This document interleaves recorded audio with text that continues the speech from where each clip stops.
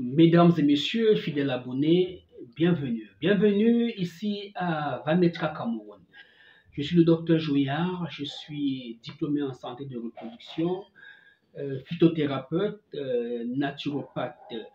Alors, aujourd'hui, je vais revenir sur un problème qui touche particulièrement les hommes. Les hommes ici, ce sont des personnes de sexe masculin. Il s'agit d'un problème testiculaire et plus exactement de l'hypotrophie testiculaire.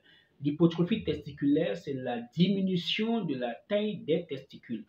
On peut aussi dire hypotrophie testiculaire ou atrophie testiculaire, c'est la même chose.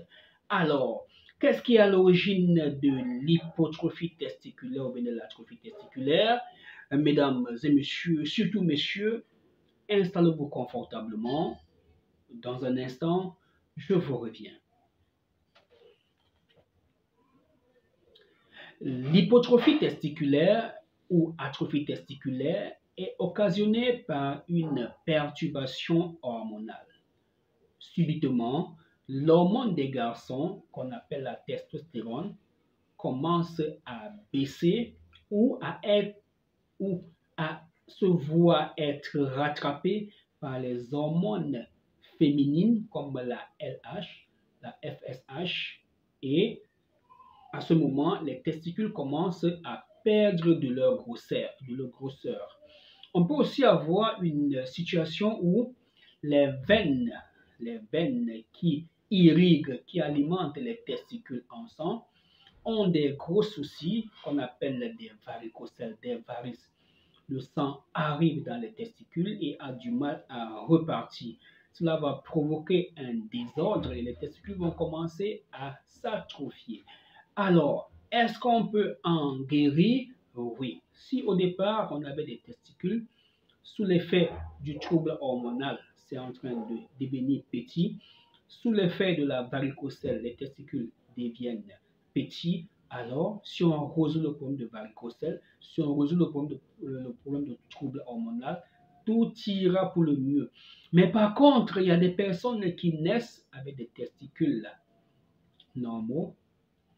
Ils grandissent, ils sortent de l'adolescence à l'âge adulte et les testicules restent toujours petits comme ceux d'un enfant de 4 ans. Alors, on va parler de cryptorchidie, des testicules qui ne se sont pas développés. À ce moment, on ne peut rien. D'accord? Il est important d'attirer l'attention des hommes, oui, les hommes, parce que ces 2 dernières semaines, vous avez été très nombreux à me contacter pour les problèmes testiculaires, les douleurs testiculaires, les varicocèles, l'atrophie. Et beaucoup, comme ils sont jeunes, ils sont au lycée, ils sont à l'université, ils ont pris juste des informations, ils ont disparu dans la nature. Et les plus curieux sont allés faire un spermogramme et ont vu ce que l'atrophie testiculaire donne. L'atrophie testiculaire donne l'azospermie, absence de spermatozoïdes. Et lorsque vous avez une atrophie testiculaire, couplé à une azospermie, vous avez 2 grands chantiers. Vous avez le chantier de l'atrophie testiculaire à résoudre, à faire grossir les testicules. Et après, maintenant, vous avez le chantier de l'azospermie, faire que ces testicules commencent à produire les spermatozoïdes de 0,1 jusqu'à 20 millions de spermatozoïdes. Donc, chers jeunes de moins de 20 ans, 22, 23 ans qui m'écoutent à ce moment, toi qui as ce problème de testicules, de grâce, il faut voir les tontons à gauche et à droite, les tantines, pour qu'ils puissent t'aider pour aller faire une échographie testiculaire, pour aller faire un spermogramme et surtout aller même à l'hôpital rencontrer un urologue, commencez par là et vous verrez que l'urologue ne pourra rien faire pour vous, alors revenez vers nous. Ce n'est pas parce que l'urologue a dit qu'il ne peut rien faire que c'est fini pour vous. Non, ne réfléchissez pas comme ça. On guérit des maladies à l'hôpital, à l'église, en médecine traditionnelle, en médecine chinoise, chez le naturopathe. Croyez à ces choses-là, vous allez guérir. Ce n'est pas parce que le médecin a dit c'est fini pour vous, les choses des remèdes traditionnels là, ça n'existe pas, les choses des églises réveillées là, c'est des histoires. Non, non, non, non. Nous sommes des chercheurs, on a vu des gens sur qui on a prié dans les églises de réveil, ils ont été guéris. Nous, on connaît des imams musulmans au village qui soignent des gens en récitant des versets du Coran. Après, on les lave, vous buvez, vous guérissez. On connaît des docteurs, des chirurgiens, des ophtalmologues qui font du bon travail.